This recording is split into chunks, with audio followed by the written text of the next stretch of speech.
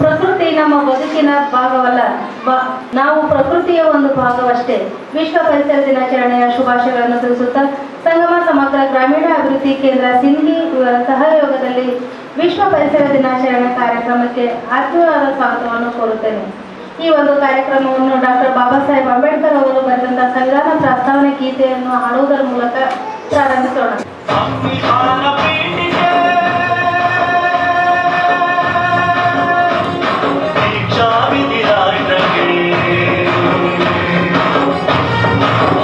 ವೇದಿಕೆ ಮೇಲಿರುವ ಗಣ್ಯರನ್ನು ಸ್ವಾಗತಿಸುವುದು ನಮ್ಮ ಆದ್ಯ ಕರ್ತವ್ಯವಾಗಿದೆ.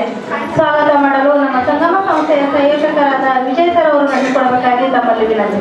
ಉಸಿರಿಗಾಗಿ ಪರಿಸರ ರಕ್ಷಿಸೋಣ ಎಂದು ಹೇಳುತ್ತಾ ತಮಗೆಲ್ಲರಿಗೂ ಮಗದೊಮ್ಮೆ ವಿಶ್ವ ಪರಿಸರ ದಿನಾಚರಣೆಯ ಶುಭಾಶಯಗಳನ್ನು ತಿಳಿಸುತ್ತಾ ಈ ಒಂದು ಕಾರ್ಯಕ್ರಮದಲ್ಲಿ ಅಧ್ಯಕ್ಷ ಸ್ಥಾನವನ್ನು ವಹಿಸಿಕೊಂಡಿರುವ ಸಂಗಮ ಸಂಸ್ಥೆಯ ಕೇಂದ್ರ ಬಿಂದು ಆಗಿರತಕ್ಕಂಥ ಫಾದರ್ ಸಂತೋಷ್ ಇವರಿಗೆ ತಮ್ಮೆಲ್ಲರ ಪರವಾಗಿ ತುಂಬ ಹೃದಯದ ಸ್ವಾಗತವನ್ನು ಕೋರುತ್ತೇನೆ.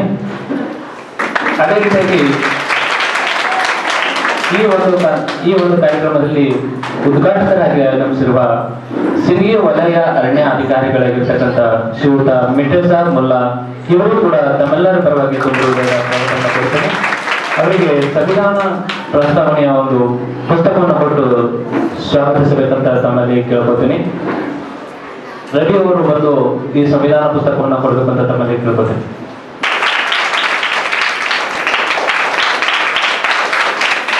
ಈ ಕಾರ್ಯಕ್ರಮದ ಪ್ರಮುಖ ಘಟ್ಟ ಉದ್ಘಾಟನೆಯನ್ನು ಶ್ರೀಯುತ ಮಿಟೇಸಾಬ್ ಮುಲ್ಲಾ ವಲಯ ಅರಣ್ಯ ಅಧಿಕಾರಿಗಳು ಇವರು ಮತ್ತು ವೇದಿಕೆ ಮೇಲಿರುವ ಗಣ್ಯರೆಲ್ಲರೂ ಸೇರಿ ಸಸಿಗೆ ನೀರು ಹಾಕುವುದರ ಮೂಲಕ ಉದ್ಘಾಟಿಸಬೇಕಾಗಿ ತಮ್ಮಲ್ಲಿ ವಿನಂತಿ.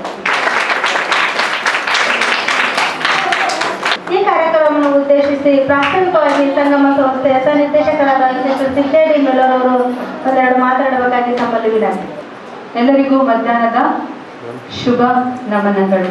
ಜೂನ್ 5ನೇ ತಾರೀಕು ಪ್ರತಿ ವರ್ಷ ನಾವು ವಿಶ್ವ ಅಂದ್ರೆ ಇಡೀ ಪ್ರಪಂಚದಾದ್ಯಂತ ನಾವು ಪರಿಸರ ದಿನಾಚರಣೆಯನ್ನ ಆಚರಿಸ್ತಾ ಇದ್ದೇವೆ. ಒಂದು ವರ್ಷದ ಘೋಷವಾಕ್ಯ ನಮ್ಮ ಭೂಮಿ ಅನ್ನುವಂತ ಒಂದು ಘೋಷವಾಕ್ಯವನ್ನು ಈ ಒಂದು ವರ್ಷ ತೆಗೆದುಕೊಂಡಿದ್ದಾರೆ. ಸೊ ಈ ಘೋಷವಾಕ್ಯದಡಿ ಭೂಮಿ ಪುನರ್ಸ್ಥಾಪನೆ, ಮರುಭೂಮೀಕರಣ ಮತ್ತು ಬರ ನಿರೋಧಕತೆಯ ಮೇಲೆ ಕೇಂದ್ರೀಕರಿಸುತ್ತದೆ ಎನ್ನುವಂತಹ ಈ ಒಂದು ಘೋಷವಾಕ್ಯವನ್ನು ತೆಗೆದುಕೊಂಡು ನಮ್ಮ ಪ್ರಪಂಚದಾದ್ಯಂತ ಪರಿಸರ ದಿನಾಚರಣೆಯನ್ನ ಆಚರಿಸ್ತಾ ಇದ್ದೀವಿ. ನಾವು ಭೂಮಿಯನ್ನ ಪ್ರಕೃತಿ ಮಾತೆ, ನಮ್ಮೆಲ್ಲರನ್ನು ಸಲಹುವ ತಾಯಿ. ಭೂಮಿಯು ಜಗತ್ತಿನ ಸಕಲ ಜೀವಿಗಳು ವಾಸಿಸುವ ವಿಶಾಲವಾದ ಮನೆ ಎಂದು ತಪ್ಪಾಗಲಿಕ್ಕಿಲ್ಲ ಅಲ್ವಾ? ನಾವು ಭೂಮಿಯನ್ನು ತಾಯಿಯನ್ನು ಪೂಜೆ ಮಾಡ್ತೇವಲ್ಲ, ಯಾಕೆ? ಭೂಮಿಯಿಂದ ನಾವು ಪ್ರಯೋಜನವನ್ನ ಪಡ್ಕೊಳ್ತೇವೆ ಎಲ್ಲ ರೀತಿಯಲ್ಲಿ. ನಾವು ಉಸಿರಾಡಬೇಕಾದ್ರೆ ನಮ್ಗೆ ಶುದ್ಧವಾದ ಗಾಳಿ ಬೇಕಂದ್ರೆ ನಮ್ಗೆ ಏನ್ ಬೇಕು? ಗಿಡ ಮರಗಳು ಬೇಕು. ಆವಾಗ ಮಾತ್ರ ನಾವು ಪರಿಶುದ್ಧವಾದ ಗಾಳಿಯನ್ನ ಉಸಿರಾಡಲಿಕ್ಕೆ ಸಾಧ್ಯ ಇದೆ. ಈ ಜಗತ್ತಿನಾದ್ಯಂತ ಜೂನ್ 5ರಂದು ಪ್ರತಿ ವರ್ಷ ಜೂನ್ 5ರಂದು ವಿಶ್ವ ಪರಿಸರ ದಿನಾಚರಣೆಯನ್ನ ಸರ್ವರಲ್ಲಿಯೂ ಸಹಿತ ಪರಿಸರದ ಜಾಗೃತಿಯನ್ನ ಮೂಡಿಸಬೇಕು ಅಂತಕ್ಕಂಥ ಉದ್ದೇಶದಿಂದ ವಿಶ್ವಸಂಸ್ಥೆಯಿಂದ ಆಚರಣೆ ಮಾಡಲಾಗ್ತದೆ. ಇದು 1972ರಲ್ಲಿ ವಿಶ್ವಸಂಸ್ಥೆಯಿಂದ ಅಂಗೀಕಾರಗೊಂಡು 1973ರಿಂದಲೂ ಸಹಿತ ಸತತವಾಗಿ 150ಕ್ಕೂ ಹೆಚ್ಚು ದೇಶಗಳಲ್ಲಿ ಈ ವಿಶ್ವ ಪರಿಸರ ದಿನಾಚರಣೆಯನ್ನ ಪ್ರತಿ ವರ್ಷ ಆಚರಿಸ್ತೀವಿ. ಬರೀ ಏನಪ್ಪಾ ಅಂದ್ರೆ ಈಗ ಇವತ್ತಿನ ದಿನ ಸಂಗಮ ಗ್ರಾಮೀಣಾಭಿವೃದ್ಧಿ ಸಂಸ್ಥೆಯವರು ಸುಮಾರು ವರ್ಷಗಳಿಂದ, ನಾನು ಒಂದು 4-5 ವರ್ಷದಿಂದ ಒಂದು 2-3 ಸಲ ಅವರ ಕಾರ್ಯಕ್ರಮದಲ್ಲಿ ಭಾಗವಹಿಸಿದ್ದೀನಿ. ಅವರು ನಮ್ಮ ಇಲಾಖೆಯಿಂದ ಸಿಗ್ತಕ್ಕಂಥ ಸಸಿಗಳನ್ನ ಅಲ್ಲಿ ಬರೀ 6 ರೂಪಾಯಿಗೊಂದು ರಿಯಾಯಿತಿ ದರದಲ್ಲಿ ಸಸಿಗಳನ್ನ ಸರ್ಕಾರದಿಂದ ಪೂರೈಸಲಾಗ್ತದೆ. 6 ರೂಪಾಯಿ ಅಂದ್ರೆ ಒಂದು ಚಾಕ್ಲೇಟ್ ರೇಟ್. ಬರೀ ಒಂದು ಅಷ್ಟು ಸಸಿಗಳನ್ನ ಅವರು ದುಡ್ಡು ಕೊಟ್ಟು ತಂದು ತಮಗೂ ಉಚಿತವಾಗಿ ಏನಪ್ಪಾ ಅಂದ್ರೆ ಹಳ್ಳಿಗಳಲ್ಲಿ ಜನಸಾಮಾನ್ಯರಿಗೂ ತಮ್ಮ ಸದಸ್ಯರಿಗೂ ಸಹಿತ ಅವರು ಹಂಚಿಕೆ ಮಾಡ್ತಾ ಇದ್ದಾರೆ.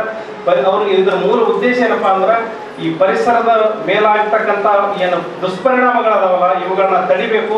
ಈಗಲೇ ನಾವು ಎಚ್ಚೆತ್ತುಕೊಳ್ಳಿಲ್ಲಪ್ಪ ಅಂದ್ರೆ ಮುಂದೆ ನಮಗೆ ಯಾರಿಗೂ ಸಹಿತ ಉಳಿಗಾಲ ಇಲ್ಲ ಅಂತಕ್ಕಂಥದ್ದನ್ನ ಅರ್ಥಕೊಂಡು ಜಾಗೃತಿ ಮೂಡಿಸ್ತಕ್ಕಂಥ ರಚನಾತ್ಮಕ ಕೆಲಸವನ್ನ ಈ ಸಂಸ್ಥೆಯವರು ಮಾಡ್ತಾ ಇದ್ದಾರೆ. ಇದು ಅತ್ಯಂತ ಶ್ಲಾಘನೀಯವಾದದ್ದು. ಈ ಪರಿಸರ ಉಳಿಸ್ಬೇಕು ಬೆಳೆಸ್ಬೇಕು ಅಂತಕ್ಕಂಥದ್ದು ಬರೀ ಸರ್ಕಾರ ಮತ್ತು ಇಲಾಖೆಯವರು ನಾವಷ್ಟೇ ಮಾಡ್ತಕ್ಕಂಥದ್ದಲ್ಲ. ನಾವು ಒಂದು ಭಾಗವಾಗಿ ಮಾಡಿದ್ರೆ ಸಂಘ ಸಂಸ್ಥೆಯವರು ತಾವೆಲ್ಲ ಮಹಿಳೆಯರಿದ್ದೀರಿ, ತಾವೆಲ್ಲಪ್ಪ ತಾಯಂದಿರು ತಾವು ಸಹಿತ ಏನಪ್ಪಾ ಅಂದ್ರೆ ತಮ್ಮ ಮಕ್ಕಳಿಗೆ ಅದರ ಬಗ್ಗೆ ತಿಳಿ ಹೇಳಿದ್ರಪ್ಪ ಅಂದ್ರೆ, ತಮ್ಮ ಮನೆಯಲ್ಲಿ ತಿಳಿ ಹೇಳಿದ್ರಪ್ಪ ಅಂದ್ರೆ, ಈಗ ಸಾಕಷ್ಟು ಈಗಂತೂ ನಾವು ಹಣ್ಣು ಹಂಪಲು ಗಿಡಗಳನ್ನು ಸಹಿತ ನರ್ಸರಿಯಲ್ಲಿ ಬಳಸ್ತಾ ಇದ್ದೀವಿ. ರೈತರಿಗೆ ಯಾವ ಸಸಿಗಳು ಬೇಕು, ಜಮೀನುಗಳಿಗೆ ಯಾವ ಸಸಿಗಳು ಹೊಂದಿಕೆ ಆಗ್ತಾವೆ ಅಂತ ಸಸಿಗಳನ್ನ ಸಹಿತ ನಾವು ನರ್ಸರಿಯಲ್ಲಿ ಬಳಸ್ತಾ ಇದ್ದೀವಿ. ಆ ಒಂದು 6 ರೂಪಾಯಿಗೆ ಒಂದು ಸಿಗ್ತಕ್ಕಂಥ ರಿಯಾಯಿತಿ ಸಸಿಗಳನ್ನ ತಗೊಂಡು ನಮ್ಮ ಜಮೀನುಗಳು ಈ ಸಲ ಹೋಸಲ ಮಳಿನೇ ಇದ್ದಿದ್ದಿಲ್ಲ. ಇದಕ್ಕೂ ಮೂಲ ಕಾರಣ ಏನು, ಮಳಿ ಮಾಯ ಆಗ್ಲಕ್ಕೂ ಕಾರಣ ಗಿಡ ಮರಗಳನ್ನ ಕಡ್ದಿದ್ದೀವಿ. ಪ್ರತಿಯೊಂದು ಸಮಸ್ಯೆಗಳು ಇವತ್ತಿನ ದಿನ ಏನಪ್ಪಾ ದೂರ ಆಗಬೇಕಪ್ಪ ಅಂದ್ರೆ ನಾವು ಹೆಚ್ಚು ಗಿಡ ಮರಗಳನ್ನ ನೆಟ್ಟು ಬಳಸಬೇಕಾದದ್ದು ನಮ್ಮ ಆದ್ಯ ಕರ್ತವ್ಯ ಆಗಿದೆ. 6 ತಿಂಗಳು ಹೊಲಿಗೆ ತರಬೇತಿ ಮುಗಿಸಿದವರಿಗೆ ಸರ್ಟಿಫಿಕೇಟ್ ವಿತರಣಾ ಕಾರ್ಯಕ್ರಮ.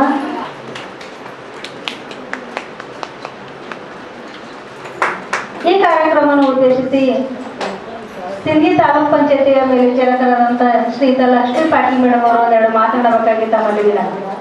ವಿಶ್ವ ಪರಿಸರ ದಿನಾಚರಣೆ ಪ್ರತಿ ವರ್ಷ ಜೂನ್ 5ರಂದು ಒಂದು ದಿನ ಮಾತ್ರ ಆಚರಣೆ ಮಾಡಿ ಬಿಡುವಂಥದ್ದಲ್ಲ. ಇವತ್ತು ಒಂದು ದಿನ ಆಚರಣೆ ಮಾಡಿಬಿಟ್ಟೇವೆ ಅಂದ್ರೆ ಅದು ಏನಾಗ್ತದೆ, ಒಂದು ದಿನಕ್ಕೆ ಮಾತ್ರ ವಿಶ್ವ ಪರಿಸರ ದಿನಾಚರಣೆ ಆಗ್ತದೆ. ಯಾಕಂದ್ರೆ ಪ್ರತಿದಿನ ಗಾಳಿ ಬೇಕು ನಮಗೆ, ಎಲ್ಲರಿಗೂ ಬೇಕಲ್ರಿ ಗಾಳಿ.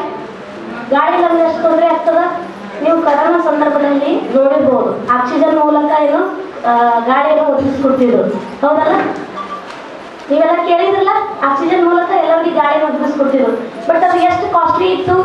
ಇದು ಪ್ರಕೃತಿ ದತ್ತವಾಗಿ ಬರುವಂಥದ್ದು ನಮಗೊಂದು ಕೊಡುಗೆ.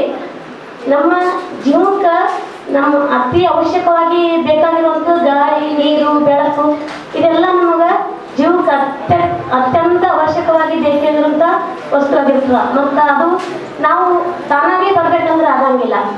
ನಮ್ಮ ಮಕ್ಕಳಿಗಾಗಿ ನಾವು ಏನಾದರೂ ಕೊಡುಗೆ ನೀಡಬೇಕಂದ್ರೆ ಅದು ಪರಿಸರವನ್ನು ರಕ್ಷಿಸ್ಬೇಕಂತ ಸರ್ ಅವ್ರು ಹೇಳಿದ್ರು.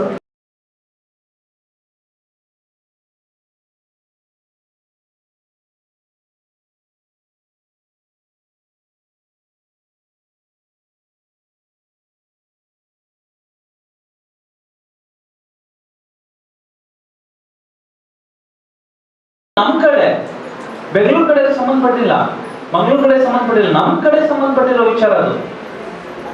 ಏನಾಗಿತ್ತು ಈ ವರ್ಷ, ಕಳೆದ ವರ್ಷ ಮಳೆ ಯಾವಾಗ ಬಂದಿತ್ತು? ತುಂಬಾ ಲೇಟ್ ಬಂದಿತ್ತು, ಹೌದಾ? ಜೂನ್ ಆಗಸ್ಟ್ಗೆ ಬಂತು, ತುಂಬಾ ಕಡಿಮೆನೆ ಮಳೆ ಬಂತು. ಅಂದ್ರೆ ಏನಾಯ್ತು, ನಮ್ಮ ಪ್ರದೇಶಗಳನ್ನು ಸರ್ಕಾರ ಬರ ಪೀಡಿತ ಪ್ರದೇಶ ಅಂತ ಘೋಷಣೆ ಮಾಡಿತ್ತು, ಹೌದಾ? ನಾವು ಅದರ ಅನುಭವ ನಮ್ಗೆಲ್ಲರಿಗೂ ಆಗಿದೆ, ಕಷ್ಟಪಟ್ಟಿದ್ದೀವಿ. ನಮ್ಮ ಕಡೆ ಬೆಳೆಗೆ ನೀರಿದ್ದಿಲ್ಲ, ಕುಡಿಯೋಕ್ಕೂ ನೀರು ಕೆಲವರಿಗೆ ಸಮಸ್ಯೆ ಆಗಿದೆ, ಹೌದಾ? ಈ ಎರಡು ಮುಖ್ಯ ಉದ್ದೇಶ. ಈ ವರ್ಷ ಪರಿಸರ ಆಚರಣೆ ಮಾಡ್ತಿರ್ಬೇಕಾದ್ರೆ ನಾವು ಮಣ್ಣಿನ ಸಂರಕ್ಷಣೆ ಮಾಡಬೇಕು, ಮತ್ತೆ ಬರವನ್ನು ನಾವು ಹೋಗಲಾಡಿಸ್ಬೇಕು. ಬರವನ್ನು ಹೋಗಲಾಡಿಸಿದ ಯಾವುದರ ಮೂಲಕ? ಗಿಡಗಳನ್ನು ನೆಡುವುದರ ಮೂಲಕ, ಹೌದಾ? ಕೆಲವರಿಗೆ ಅನಿಸ್ತಾ ಇರ್ಬೋದು, ಯಾಕ್ರಿ ಇಷ್ಟೊಂದು ಹೇಳ್ತೀರಿ, ನಮ್ಮ ಕಡೆ ಎಷ್ಟು ಕಾಡಿದೆ. ಹೊರಗಡೆ ಹೋದ ತಕ್ಷಣ ನಮ್ಗೆ ಕಾಡಿಗೆ ಹೋದ ತಕ್ಷಣ, ಅಡವಿಗೆ ಹೋದ ತಕ್ಷಣ ನಮ್ಗೆ ಬೇಕಾದಷ್ಟು ಗಿಡಗಳಿವೆ. ನಾವು ಯಾಕೆ ಇದ್ರ ಬಗ್ಗೆ ಚಿಂತೆ ಪಡ್ಬೇಕು, ಹೌದಾ? ಆ ಥರ ಅನಿಸ್ತಿದೆನಾ? ಇಲ್ಲ, ಪುರದವ್ರಿಗೆ ಅನಿಸ್ತಿಲ್ಲ. ಮತ್ತೆ ಅನಿಸ್ತಿದೆನಾ? ಪರಿಸರ ತಜ್ಞರು ಒಂದು ಮಾತು ಹೇಳ್ತಿದ್ದಾರೆ, ಬಟರ್ಫ್ಲೈ ಇಫೆಕ್ಟ್ ಅಂತ. ಏನಿದ್ರ ಅರ್ಥ? ಬಟರ್ಫ್ಲೈ ಇಫೆಕ್ಟ್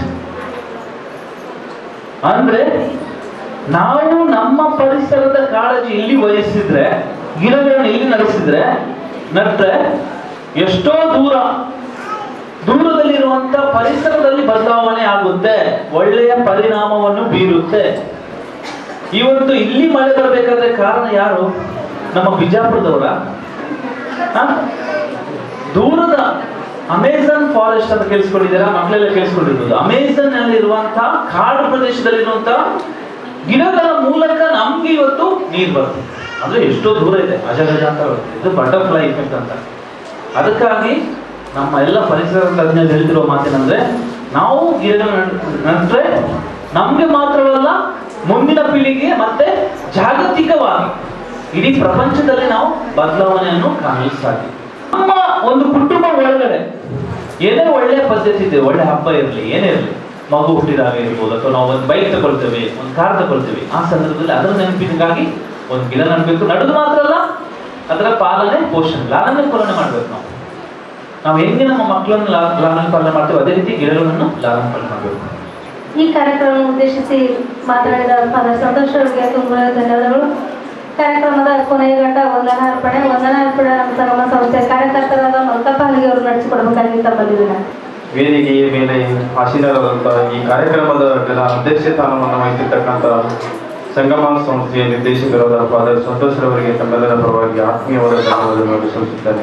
ಕಾರ್ಯಕ್ರಮಕ್ಕೆ ಉದ್ಘಾಟಕರಾಗಿ ಆಗಮಿಸಿರ್ತಕ್ಕಂಥ ಮಿಟಾಸಾ ಮುಲ್ಲಾ ಅರಣ್ಯಾಧಿಕಾರಿಗಳು ಸಿರಿಗಿ ಅವರಿಗೆ ಕೂಡ ತಮ್ಮೆಲ್ಲರ ಪರವಾಗಿ